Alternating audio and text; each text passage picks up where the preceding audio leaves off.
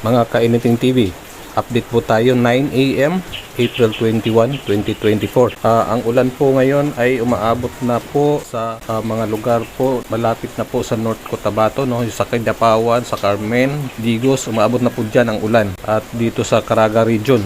Support video po natin, umuulan na po sa Davao City simula kaninang 8:30 ng umaga, no? Dito ay yung video. Tapos dito naman sa atin sa East Coast, kaninang madaling araw nag-umpisa ang ulan, hanggang ngayon umuulan. So Sargent and North Cotabato, Zamboanga Peninsula, hintay-hintay lang po, malapit na pong magdating sa inyo ang ulan. Stay tuned po for more updates regarding po dito sa Trough of LPA. Please follow sa Facebook, subscribe po sa YouTube para po palaging latest po na video ay inyong matatanggap at mapapanood.